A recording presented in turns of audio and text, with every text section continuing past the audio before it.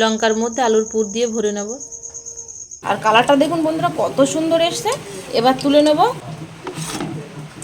কতটা লোভনীয় হয়েছে দেখুন। সারাদিন বাইরে এরকম ঝমঝমিয়ে বৃষ্টি হচ্ছে দেখুন। এই বৃষ্টির দিনে মুখরোচক রেসিপি একটা আপনাদের সাথে শেয়ার করব। নমস্কার বন্ধুরা, সুপ্রিয়া কিচেনে আবারও আপনাদের সবাইকে স্বাগত জানাই আরও একটা রেসিপিতে।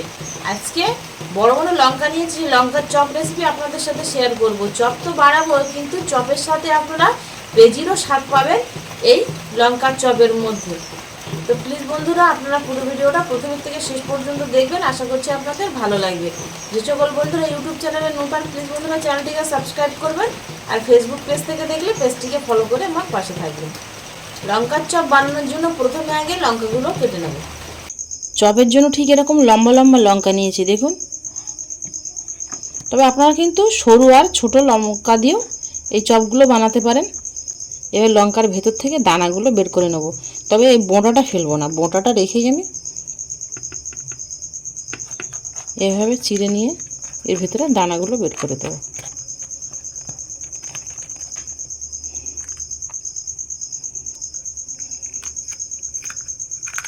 এই বড় লঙ্কায় অবশ্য খুব একটা বেশি দানা থাকে না, একটু আধটু থাকে।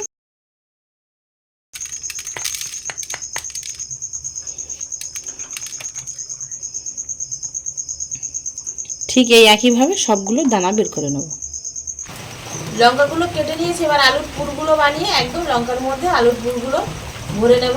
সেদ্ধ করা আলু নিয়েছি আমি, 3টে মিডিয়াম সাইজের আলু সেদ্ধ করে নিয়েছি। এগুলো প্রথমে আগে গ্রেট করে নেব গ্রেটার দিয়ে। গ্রেট করে নিলে কি হয়, আলুটা খুব ভালো করে কিন্তু ম্যাশ হয়ে যায়, গুটি গুটি আর থাকে না। তো আপনারা চেষ্টা করবেন আলুটা গ্রেট করে নিতে। আলুটা সবটাই ম্যাশ করে নিয়েছি। এবার এর মধ্যে দিয়ে দেবো গরম মশলা গুঁড়ো, ধনে পাতা কুচি, সাদা লবণ, কালো লবণ। আলাদা পাত্রে সর্ষের তেল নিয়েছি, তেলটা গরম করে নেব। তেলটা গরম করে নিয়েছি। সর্ষের তেলের কালার কিন্তু আর সেরকম নেই, হালকা একটু ফ্যাকাশে হয়ে গেছে, মানে তেলের কাঁচা গন্ধটা চলে গেছে। এবার এখানে নিয়েছি লঙ্কা গুঁড়ো, হলুদ গুঁড়ো, কাসুরি মেথি আর জিরে গুঁড়ো। এই মশলাটা এই গরম তেলের মধ্যে দিয়ে দেব। তেলটা একটু ঠান্ডা হয়ে গেছে, মানে 100%-এর মধ্যে 90% মতো ঠান্ডা হয়ে গেছে। এবার এই মশলাটার মধ্যে দিয়ে দেবো।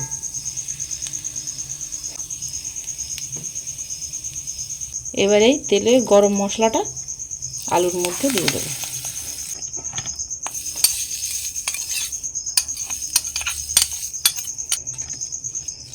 মশলাটা দিয়ে আলুর মধ্যে খুব ভালো করে মিশিয়ে নেব। আমি এর মধ্যে আমচুর পাউডার দিলাম না, তবে আপনারা যদি চান তাহলে একটু আমচুর পাউডারও দিতে পারেন। গুটি গুটি কিন্তু দেখা যাচ্ছে না আর। এরকমভাবে খুব ভালো করে মিশিয়ে নিতে হবে। পুরের জন্য আলুটা রেডি হয়ে গেছে। এবার আলুর পুরগুলো লঙ্কার মধ্যে দিয়ে দেবো।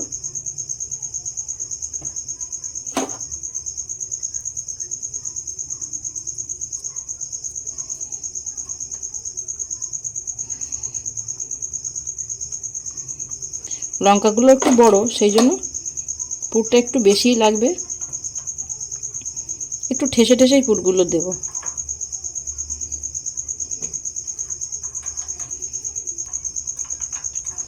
একটা লঙ্কার মধ্যে পুর ভরে নিয়েছি, একইভাবে সবগুলো লঙ্কার মধ্যে পুর ভরে নেব। লঙ্কাগুলোর মধ্যে সব দেখুন আলুর পুর ভরে নিয়েছি। আলাদা একটা পাত্র নিয়েছি, এর মধ্যে নিয়ে নেব 1 বাটি বেসন, সাদা লবণ, কালো লবণ, গোটা মৌরি, ধনেটা হালকা একটু গরম করে নিয়ে এরকম আদা গুঁড়ো করে নিয়েছি, এটা দিয়ে দেবো। জিরে গুঁড়ো, সামান্য পরিমাণে লঙ্কার গুঁড়ো, সামান্য পরিমাণে হলুদ গুঁড়ো, 1 চামচ চালের গুঁড়ো। চালের গুঁড়োর পরিবর্তে এখানে আপনারা খাবার সোডা দিতে পারেন 1 চিমটি থাকলে। আর এর মধ্যে দিয়ে দেবো লঙ্কা কুচি, আর 2টো মিডিয়াম সাইজের পেঁয়াজ আমি এরকম কুচি করে নিয়েছি, এই পেঁয়াজ কুচিটাও এর মধ্যে দিয়ে দেবো।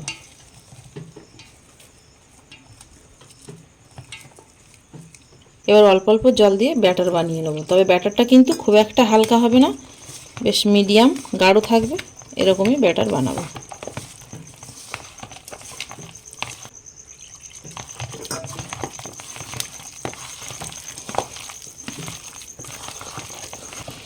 দেখুন ঠিক আমি এরকম ব্যাটারটা বানিয়েছি একেবারে হালকা বানাইনি, একেবারে গাঢ় না, মিডিয়াম, মানে লঙ্কার গায়ে যেন একটা মিডিয়াম পুরুর কোট পড়ে সেরকমভাবেই কিন্তু বানিয়ে নিয়েছি। মিশিয়ে নিয়েছি। এবার এর মধ্যে 1 চামচ জোয়ান দিয়ে দেবো। জোয়ানটা আপনারা মেশানোর আগেও দিতে পারেন। জোয়ানটা দিয়ে আবার ভালো করে মিশিয়ে নেব। ভাজার জন্য গরম কড়ায় সাদা তেল দিয়ে দেবো। একটা করে লঙ্কা নিয়ে নেব, আর এর ওপর দিয়ে এইভাবে পেঁয়াজের এই ব্যাটার দিয়ে এইভাবে কোট করে নেব।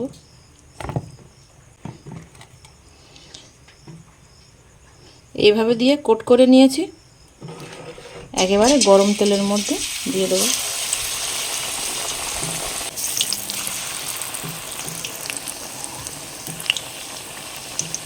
তেলটা মিডিয়াম হিটেই আছে, একেবারে কিন্তু খুব গরম না আর একেবারে ঠান্ডা না।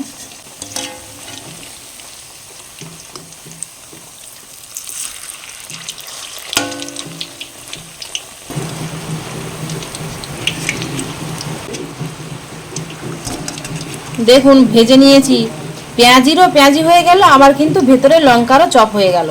আর কালারটা দেখুন বন্ধুরা কত সুন্দর এসছে। এবার তুলে নেব।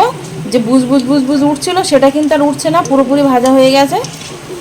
মিডিয়াম ফ্লেমে আমি 7-8 মিনিট ভেজে নিয়েছি।